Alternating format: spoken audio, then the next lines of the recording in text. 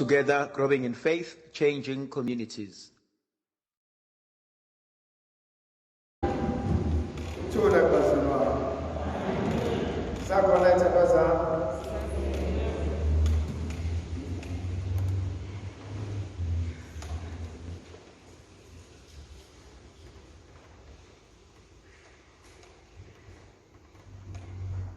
Namhlanje thandwa zami ngifisa ukuba sibuke isiphendulo esithathwe encwadini kaJeremiya isahluko sama-31.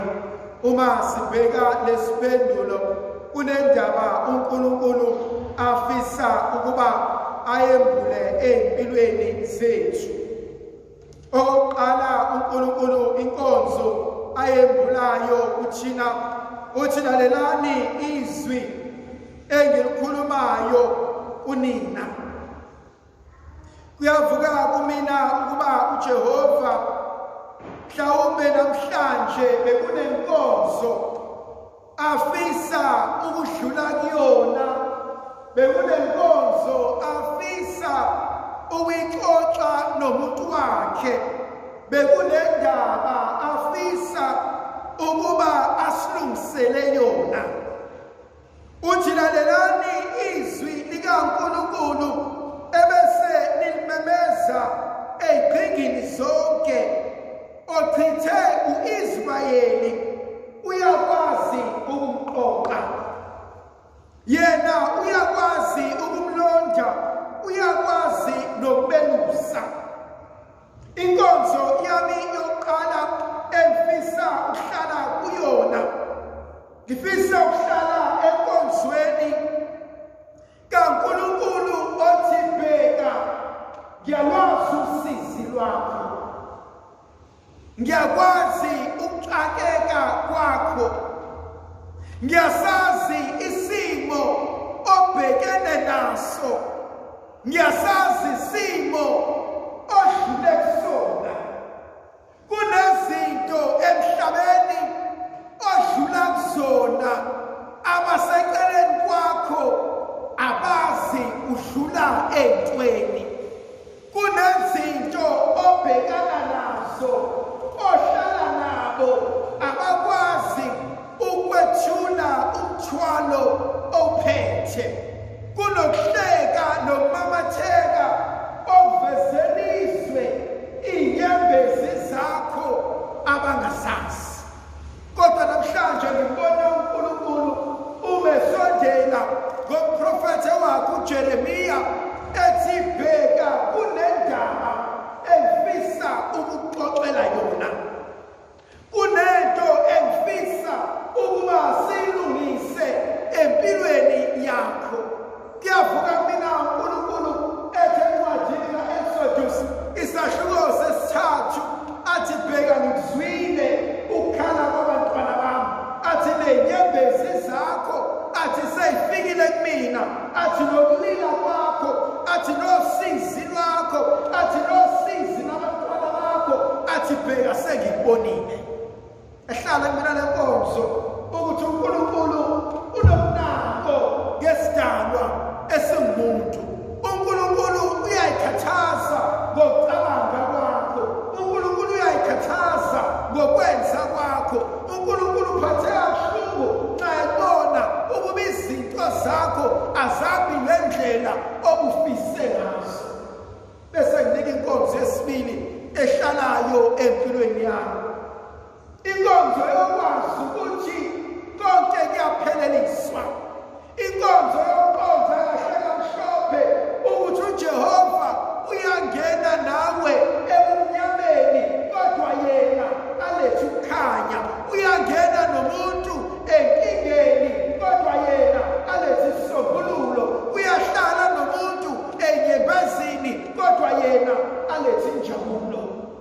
Thandwa zami, empilweni yethu njengabantu, iningi lethu sisuke sabuka inkinga esibhekene nayo, sabuka usizi esibhekene nalo, sakhohlwa inkonzo ukuthi nalokhu uNkulunkulu usenqobile, nalokhu uNkulunkulu usengilungisele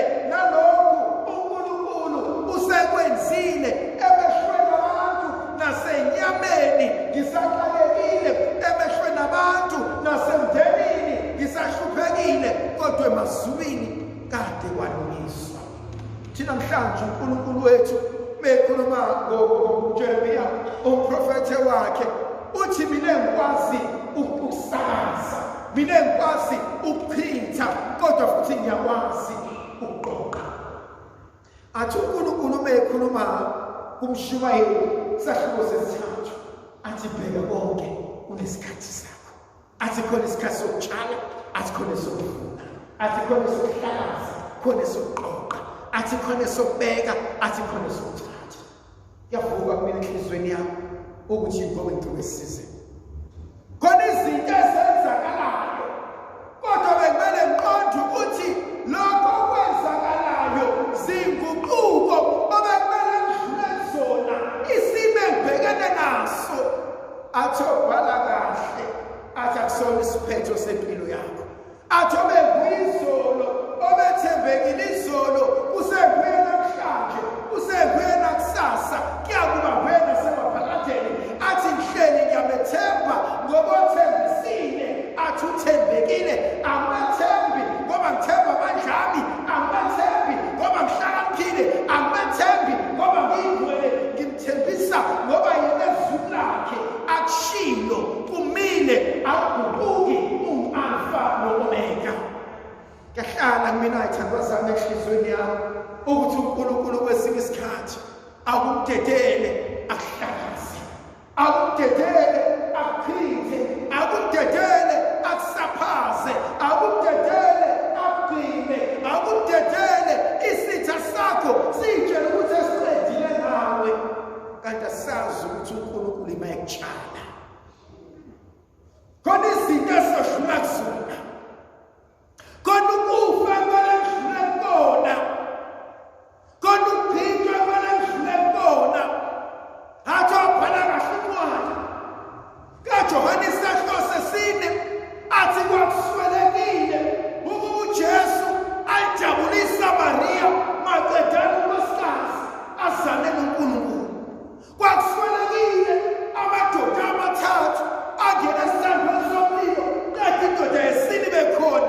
Athi bekuswelekile kube nje empilweni yakho, ngoba kwesinye isikhathi uma zonke izinto seyihamba kahle, kwesinye isikhathi uma konke sekukuhle, athi uDavide Nkosi kubili ifonke ngicelayo, athi ungangiphi, athi ungangiphi inhlupheko ngoba hleze basengihluphekile ngiyohamba ngiyontshontsha.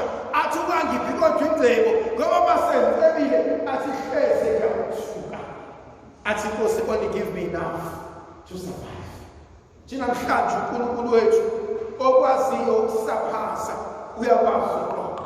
Kodwa lesithathu uNkulunkulu alibeka enhlizweni yami uthi omgcinile uIsrayeli sazogcina namhlanje, kodwa ukuthi angithi omgcinile uIsrayeli esizwe ngaye ebhaleni engcwele sazogcina nawe empilweni yakho. Thandwa zami, kwesinye isikhathi uNkulunkulu wethu simenze besisehluleki. Kwesinye isikhathi uNkulunkulu wethu siyakena as a last resort. Kwesinye isikhathi uNkulunkulu wethu siyakena sesilahlela, sithi Nkosi sesikwenze konke, asazi sokwenzani, kodwa sikhohlwe inkonzo eyodwa ukuthi uNkulunkulu wethu uyingqalabutho. Sikhohlwe inkonzo eyodwa ukuthi uNkulunkulu wethu akahluleki. Sikhohlwe inkonzo eyodwa ukuthi uNkulunkulu wethu uzazi izinto zingakenzeki. Konke ngidlula kukona manje, konke okwenzakalayo manje, kodwa izulu lihleli lithi nale nkonzo siyibonile amaphakadeni, kodwa isiphetho sayo siyasazi. Uthi inkonzo evuka mina enhlizweni yami, kungani singamethembi uNkulunkulu? Ngani sikahlala iJehova sithi Nkosi wena wenza konke, Nkosi wena ulungisa konke? Kuyavuka kumina enhlizweni yami ukuthi baningi abantu abalimele, baningi abantu abalahlekelwe, baningi abantu abadukile, baningi abantu abangaliboni ithemba, baningi abantu abayibuzayo, baningi abantu ukuthi Nkosi kanti kephi? Kodwa uyavuka namhlanje omdala wenhlungu uthi mina ngithembekile ezwini lami.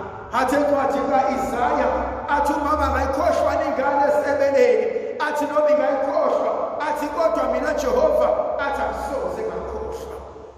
Athi bheka isandla sami, athi libhaliwe igama lami khona athi uJesu Kristu encwadini yevangeli athi bonke osonginike bona athi akusekho namunye oyahwithwa mina. Inkonzo uNkulunkulu asinika yona inkonzo yokuqonda ukuthi yena owenzayo into noyiphelezisayo uyayenza aze ayiqede empilweni yomuntu. Phinde abeke enye inkonzo kumele uThixo uma ethi uIsrayeli noJakobe athi ngiyakumhlenga athi abantu bami athi ngiyabasindisa esandleni esibaqinisayo. Athi abazama abanye bethu we've become our own worst enemies. Athi bebhala encwadini kaJobe athi icebo lami ngomuntu wami athi ngeshintsha umuntu. Kodwa bemfisa athi namuntu obolwami akunawo amandla okushintsha icebo uNkulunkulu analo ngempilo yami. Nabantu abami abanalo icebo lokushintsha iplan kaNkulunkulu. Nabazali bami abanalo iplani yokushintsha icebo likaNkulunkulu. Nasabelele abanalo icebo lokushintsha iplan kaNkulunkulu. Athi bebhala kahle uPawuli athi nayinhlupheko athi nahloboka athi kuyangihlukanisa nothando kaKristu uJesu Nkosi. Yazi besimele ukuba sambe siyoxoshela inkinga zethu. Sithi wesibanibani sengimcelile uNkulunkulu. Bekumele sambe siyoxoshela usizi lwethu. Sithi ungahlekwa wesikhashana ungajabula usuzwana kodwa sengimbikelile obikela indaba. Athi obhala kahle encwadini engcwele kaJobe athi bengiyakumfuna uThixo anase ngimtholile athi bengiyakuyibeka indaba yami. Athi wozani mina lonke engikhatheleyo nesindwayo athi ngiyakumkhumuza. Athi thani ijoka lami athi nifunde kumina athi ngoba ngikunene. Akafuka kumina enkonzweni kaNkulunkulu ukuba uNkulunkulu inkonzo asibizela kuyona inkonzo yokushiya izinto, inkonzo yokufundiswa, inkonzo yokuphiliswa, inkonzo yokuguqula, inkonzo yokulahla ithemba. Ekugcineni kunenkonzo uNkulunkulu ayivusayo enhlizweni yami. Inkonzo ayivusayo uthi uNkulunkulu wethu bheka ngiyakuguqula zonke inyembezi ngizenze injabulo. Sami impilo yomuntu ayiphinda nje. This is not the end of your life. Angikwazi ukuphuma ensimini, angiphumi esigcawini ngasinganga ngagidanga. Bekumele sibele emuva siyotshela uSibabile, siyotshela uSibambayo ukuthi sibanibani sibabekile mfana kithi ngoba sengimtshelile uJehova Jireh, ngoba sengimtshelile uJehova Nisi, ngoba sengimtshelile uJehova Sebawothi, ngoba sengimtshelile okwazi ukwenza izinto ayiphelelise. Beswaswela amadoda amahle, besiyiswela intombi ezinhle ezizothi inkosi ngizohlala ngoba usungitshelile ukuthi nalokho usazokulungisa. Ndlovukazi yezulu ayibenathi sibuse sizivikele. Mayisikhanisele isiqusela amandla legrasiya livela kuNkulunkulu Somandla uyise benendodana nomoya oqinileyo. Amen.